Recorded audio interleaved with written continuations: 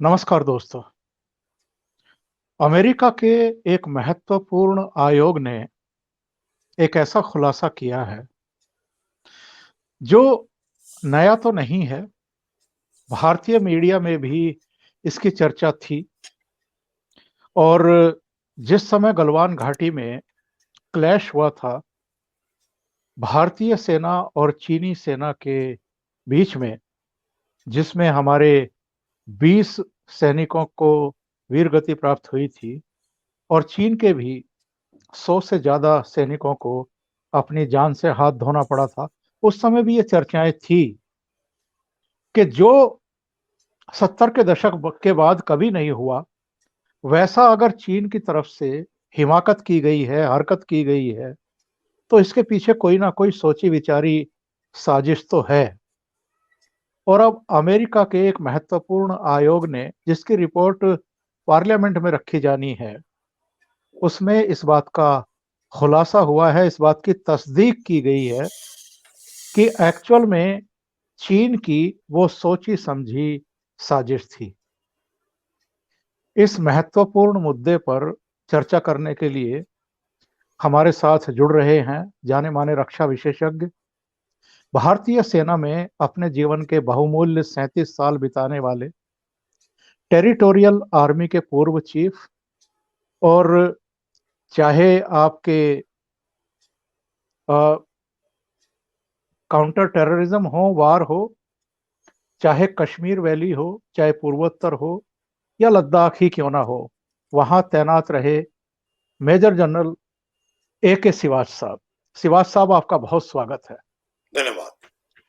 सिवाच साहब, ये जो अमेरिकी आयोग ने ताजा खुलासा किया है, इस पर आप क्या कहेंगे? देखो चौधरी साहब, आपने ठीक बोला था, इसमें कोई नई बात नहीं है, मगर ये जो बात अब आई है, हमारा मीडिया पहले बोलता रहा, मगर अगर ये अभी अमेरिका की रिव्यू कमेटी, जिसको बोलते हैं US China economic and security review committee 2020 की रिपोर्ट आई है, तो वो बड़ा महत्व रखती है, क्योंकि वो बहुत ही डीप स्टडी करके ही इसको निकालते हैं। और इसमें कोई दो शक और सवाल नहीं रह जाता कि जो भी चीन ने किया वो एक सोची समझी साजिश थी जो लद्दाख में की। और अगर आप इसको अच्छी तरीके देखें कि जब पूरा वर्ल्ड कोविड 19 की मारामारी में जूझ रहा था, तो चीन कहीं से निकल के, और चीन ने सोचा ये सबसे अच्छा टाइम है कि वो अपनी विस्तारवादी गतिविधियों को एक प्रकार से करे। पहले तो उसने जो किया साउथ चाइना सी के अंदर, उसके अंदर उसने फिलीपींस के अगेंस्ट, मलेशिया के अगेंस्ट, इंडोनेशिया के अगेंस्ट, वियतनाम के अगेंस्ट विस्तारवादी की गतिविधियां की। फिर उसने जापान के साथ सैन काकू आइलैंड, ऑस्ट्रेलिया के साथ उसके बहुत ज्यादा मतभेद हो गए। और उसके बाद उसने जो कार्रवाई की, ताइवान को हड़पने की कोशिश की जबरदस्ती। और फिर वो एक न्यू सिक्योरिटी लॉ लेके आ गया आपका हांगकांग में। ह्यूमन राइट वायलेशन किए उसने तिब्बत और सिंगजांग में। और कहीं ना कहीं वो दादागिरी कर रहा था इंडो पैसिफिक में। और इसके साथ साथ वो भारत के अंदर भी, जो लद्दाख के अंदर आया, ये तो नहीं कि लद्दाख के अंदर अकेला ही आया और भारत के साथ कोई खराब थे रिलेशन, ये सभी देशों के अगेंस्ट उसने ये किया।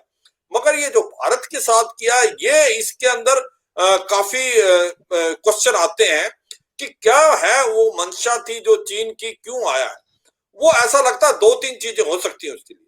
उसके एक तो यह है कि कहीं ना कहीं भारत, उसको लगा कि भारत काफी अमेरिका के नजदीक जा रहा है और भारत को एक लेसन सिखाना चाहिए। तो उसने सोचा अगर भारत अंदर आ गया तो भारत इसका जवाब नहीं देगा जैसे पहले नहीं देता।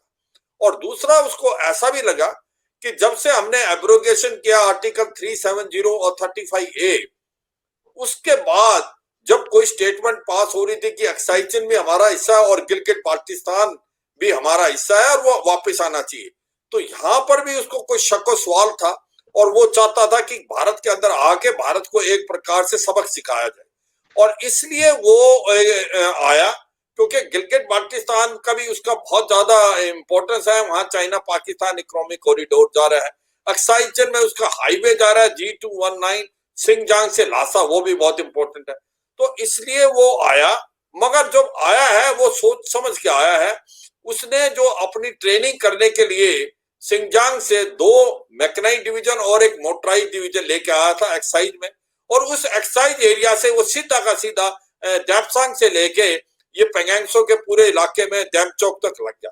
तो एक प्रकार ये तो पक्की बात है, ये चीन की सोची समझी साजिश थी, और इसके अंदर कोई शक व सवाल नहीं रह जाता कि ये सोच के मनसा बना के आया था कि कुछ ना कुछ भारत को ऐसा लेसन सिखाए, और भारत जो पहले जिस प्रकार से चुप्पी साध जाता था, शायद उस टाइम भी चुप्पी साध जाएगा, मगर वो उसके पलटे उल्टे पड़ गए, क्योंकि जब भारत के पास वो आया तो उस समय भारत की जो कार्रवाई हुई वो बड़ी प्रशंसनीय थी, जो हमने इमीडिएटली अपने आप को डिप्लॉय किया और एक प्रकार से मेरा डिप्लॉयमेंट कर ली, और कुछ एक चंद एक टाइम में हमने उसके साथ जितनी स्ट्रेंथ वो लेके आया था, करीब करीब उससे या उससे ज्यादा हमने लगा ली। इसका मतलब ये है शिवाज साहब कि भारतीय सत्ता प्रतिष्ठान ने और भारतीय सेना ने चीन को चौंकाया है। चीन को गलतफहमी थी कि जिस तरह की हरकत और हिमाकत वो पहले करता रहा है, शायद भारत चुप्पी साधे रहेगा और उसकी हिमाकत जारी रहेगी। इस रिपोर्ट में भी ये कहा गया है, अमेरिका वाली रिपोर्ट में, कि जिस समय गलवान घाटी में ये सब हुआ, उस समय करीब करीब 1000 सैनिक चीन के आसपास ही थे, और वहां पर निर्माण कार्य भी लगातार चल रहा था। तो चीन अपने क्षेत्र में लगातार निर्माण कार्य कर रहा है, इंफ्रास्ट्रक्चर को मजबूत कर रहा है, वहां सड़कों का निर्माण भी हो रहा है, हवाई जहाज और हेलीकॉप्टर उतारने के लिए हेलीपैड और दूसरी हवाई पट्टियां भी बनाई जा रही हैं, और सैनिकों के लिए वो अपने जो साजो सामान है उनको रखने के लिए, सैनिकों के लिए वहां पर अस्थायी निर्माण भी बना रहा है। और भारत अगर ये काम कर रहा था, जैसा पूर्व में भी चर्चाओं में आपने बहुत विस्तार से हमारे दर्शकों को बताया था, कि भारत ने खास तौर से 2014 के बाद वहां पर अपना बुनियादी ढांचा मजबूत करने के लिए बहुत तेज गति से काम किया है। और जो दौलत ओल्डी बेग तक हमारा हाईवे जा रहा है, जो सामरिक दृष्टि से भी बेहद महत्वपूर्ण है, और चाहे देवसांग हो चाहे दूसरे इलाके हों, जहां से हम बहुत जल्दी लेह से लेकर के दूसरे जितने भी सेंटर हैं, वहां से हम अपनी सेना को भी अग्रिम मोर्चे पर ले जा सकते हैं, साजो सामान भी ले जा सकते हैं। तो कम से कम एक तो गिलगिट बाल्टिस्तान पीओके वाला मामला, जो हमारे रक्षा मंत्री ने कहा था कश्मीर में बदलाव के बाद पाकिस्तान से, कि ये भी आपको खाली करना पड़ेगा, और अब अगर बात होगी तो गिलगिट की, बाल्टिस्तान की और पीओके की होगी। तो जो चीन के हित हैं पाकिस्तान में और इस पूरे एरिया में, वो उसको कहीं ना कहीं प्रभावित होते दिखाई दिए, और दूसरे कहीं ना कहीं उसको गलतफहमी थी कि शायद भारत की तरफ से इतना कड़ा प्रतिवाद नहीं होगा। तो भारत ने उसको चौंकाया है एक तरीके से। हाँ, बिल्कुल ठीक बोला आपने चौधरी साहब, बिल्कुल 3-4 पॉइंट आपने बड़े अच्छे बताए, और इसमें कोई दो शक नहीं कि एक तो जो आप कह रहे हो कि चीन अपने इलाके के अंदर इंफ्रास्ट्रक्चर डेवलपमेंट करता रहा, और वो लास्ट कम से कम 30-40 साल से बहुत गतिविधियों से कर रहा है, और उसकी ट्रेन भी प्लेटू ट्रेन है, बनाना भी वहां पर रोड हाईवे बनाना आसान है, मगर उसने काफी हद तक बना ली है, और भारत इसमें पिछड़ा हुआ था, और भारत ने अभी 5-6 साल में ही अपनी स्पीड बढ़ाई, मगर जब हम बनाने लगे तो उसको प्रॉब्लम आई। जब हमने दरबुक शोक दौलत बेग ओल्डी बढ़ाई, जो सब सेक्टर नॉर्थ के लिए है, और वहां से हमने फीडर रोड बनाई जो जा रही है हमारी लाइन ऑफ एक्चुअल कंट्रोल में, उसके ऊपर उसने ऑब्जर्वेशन रेज की कि आप सड़कें क्यों बना रहे हैं। जब आपने इंफ्रास्ट्रक्चर डेवलप किया अपने इलाके में, भारत ने उसका कोई रेजिस्टेंस नहीं किया, तो आप जो हम अपने इलाके में बना रहे हैं, तो आप इसको क्यों रजिस्ट कर रहे हैं। और दूसरा जो आपने बताया ये भी है कि वो एक प्रकार से कहीं ना कहीं थोड़ा घबराया हुआ था कि गिलगिट बाल्टिस्तान में जो उनका चाइना पाकिस्तान इकोनॉमिक कॉरिडोर है, और जो ये हाईवे है G219, इसको भी वो एक प्रकार से प्रोटेक्शन देना चाहता था, इसको एक डेप्थ देना चाहता था। और जो बात गलवान की है वो बहुत ही एक आश्चर्य की बात है कि भारत ने भी ये सोचा शायद ये इम्प्रोम्प्चू था, क्योंकि जब उन्होंने टेंट नहीं उठाया तो हमारे 16 बिहार के कमांडिंग अफसर अपनी टोली को लेके वहां गए, और उनको बताने के लिए कि जो बातचीत हमारी हुई थी उसके तहत आपने ये टेंट उठाना था, तो आप इसको टेंट को उठाएं, मगर वो टेंट उखाड़ने की बजाय उसके ऊपर अटैक कर दिया, और अटैक करने के बाद वहां पर उसके कम से कम 100 से 200 सैनिक इमीडिएटली आ गए। इसका मतलब प्री प्लान था, सोच विचार किया था। जो उनके पास हथियार निकले, क्योंकि वेपन तो यूज नहीं हो रहे थे, क्योंकि वहां 1993 1996 का एक हमारा प्रोटोकॉल है, मगर उन्होंने बम्बुओं में आयरन लगा रखा था, उसके बाद उन्होंने बैट लिए हुए थे। तो जो हथियार टाइप लेके आए थे, तो उनको साफ दिखता था कि वो उन्होंने पहले ही तैयारी कर चुके थे और मंशा थी कि ये ऐसा कार्रवाई। अगर आप देखें चौधरी साहब, एक हफ्ता पहले जो उसके डिफेंस मिनिस्टर थे वी ने भी बताया था कि आप लड़ाई के लिए तैयार रहें और अपने जवानों को बता। तो एक प्रकार से गलवान में भी जो हुआ हादसा, वो भी चीन ने प्री प्लान कर रखा था। मगर ये जी अलग जी। बात है कि हमारे 20 जवान शहीद हुए और हमने उसके 50 से ज्यादा को मौत के घाट उतार दिया, और वो एक प्रकार से उसको बहुत बड़ा धक्का लगा। उसने सोचा नहीं था कि भारत का रिस्पॉन्स इतना तगड़ा होगा, और खाली हाथों से भारत के जवानों ने एक रोक करे दिखाते हुए चीनी सैनिकों को मार गिराया और उसको एक प्रकार से ऊपर से नदी के अंदर फेंक दिया। तो इससे चीन बहुत घबराया। चीन को लगा ये एक बदला हुआ भारत है, ये 1962 का भारत नहीं है, ये भारत एक 2020 का भारत है। उसके बाद जो कार्रवाई हमने की 29 और 30 अगस्त को, जो हमने स्ट्रेटेजिक हाइट है साउथ ऑफ पेंगैंगसो, जिसको बोलते हैं क्लास रेंज, छोटा क्लास रेंज, जिसके अंदर मगर हिल, गुरंग हिल, रिचिंगला, स्पांगुर गैप, उसको हमने टैक्टिकली और स्ट्रेटेजिकली हालत से जाके पकड़ लिया। वो तो एक प्रकार से पासा ही बदल दिया, और चीन को हमने सरप्राइज कर दिया, चीन को पता भी नहीं चला, और हमने वो डिफेंसिव ऑक्यूपाई कर दी। उसके कारण क्या होगा कि जब पूरा आपका त्रिशूल मोल्दो बाउल है वो हमारे कब्जे में हुए, और हम उसको डोमिनेट कर सकते हैं। स्पांगुर गैप को हम आज की तारीख में अब फायर एंड ऑब्जर्वेशन से कंट्रोल में है। जहां से चीन आया था स्पांगुर गैप से, आज वो हमारे कब्जे में है, और हम चीन की तरफ जा सकते हैं, चीन हमारी तरफ नहीं आ सकता। तो एक प्रकार से 29-30 अगस्त को तो हमने पासा ही बदल दिया। तो ओवरऑल चीन को ऐसा कभी नहीं सोचा था कि भारत का रिस्पांस इतना स्ट्रांग होगा, इतना रोबस्ट होगा और इतना जल्दी होगा। तो आज उसको बहुत बड़ी प्रॉब्लम हो रही है, उसको समझ नहीं आ रहा कि करे तो क्या करे। उसको एक फेस सेविंग चाहिए, और वो फेस सेविंग भारत देने को तैयार नहीं है। और मुझे लगता है कि चीन ने बहुत बड़ी गलती कर दी है, और इसलिए वो चीन समझ नहीं पा रहा है कि अब उससे निकले कैसे।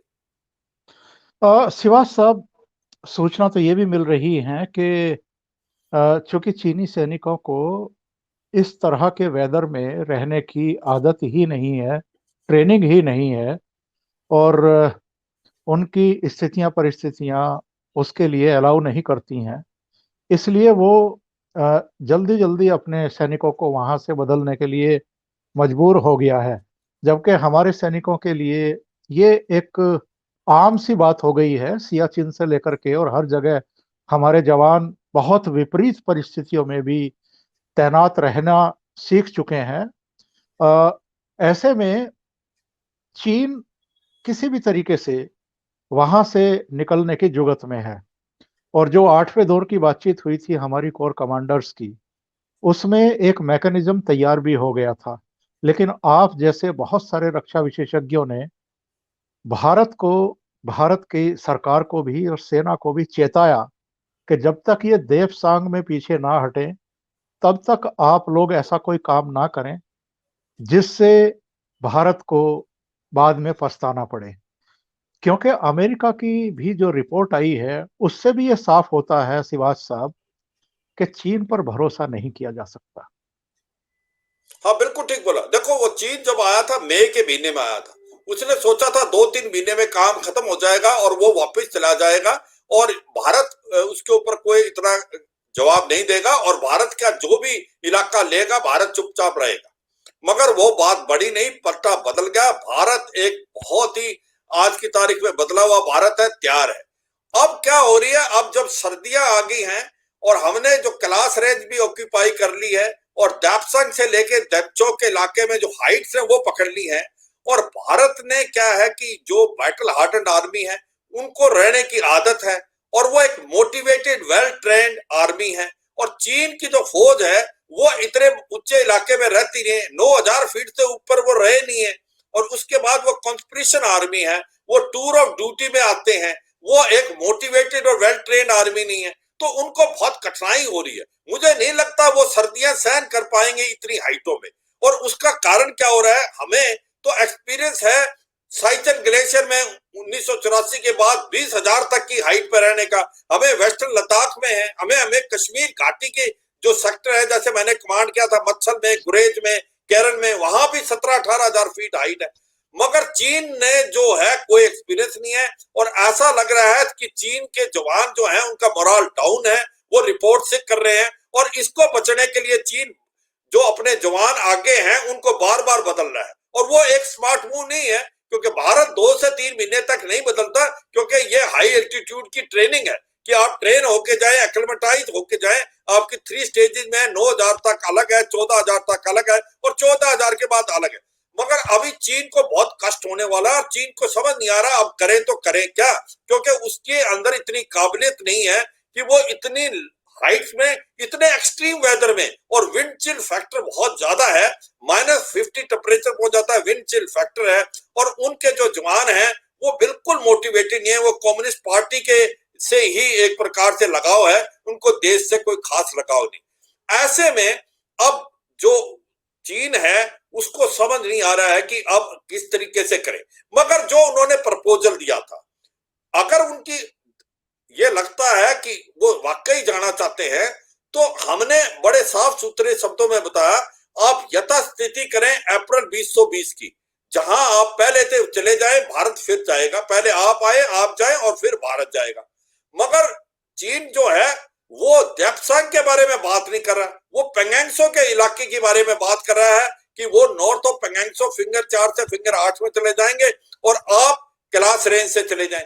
ये तो बिल्कुल नहीं मानने वाला भारत, क्योंकि कैलाश रेंज तो एक प्रकार से ऐसा है जैसे हाजी पीर लिया था आपने 1965 में और गलती से देना पड़ा, तो भारत इसको नहीं खाली करेगा। और भारत बड़ा साफ है कि जहां देप्सांग के इलाके में आप 7 से 8 किलोमीटर पेट्रोलिंग नहीं करने दे रहे और आप इनकर्शन किए, वहां से वापस जाएं, तो एक प्रकार से अभी जो मीटिंग होगी 9th मीटिंग कोर कमांडर की, उसमें भारत ने मंशा बना ली है कि अगर चीन मानता है तो ठीक है, भारत को एडवांटेज है, जितनी देर अब हम रहेंगे it is advantage to India, because Cheen को प्रॉब्लम है, हम ज्यादा देर रहने के लिए काबिल हैं और चीन को बड़ी अभी प्रॉब्लम आने वाली है। और चीन जो प्रपोजल दे रहा है वो भारत बिल्कुल नहीं मानने वाला, और मुझे लगता है कि ऐसी स्थिति में दोनों की दोनों फौजें विंटर्स में वहीं रहेंगी। बहुत बहुत धन्यवाद AK श्रीवास साहब, आप जुड़े और आपने इस मुद्दे पर बहुत विस्तार से हमारे दर्शकों का मार्गदर्शन किया। बहुत बहुत धन्यवाद। धन्यवाद चौधरी साहब, जय हिंद।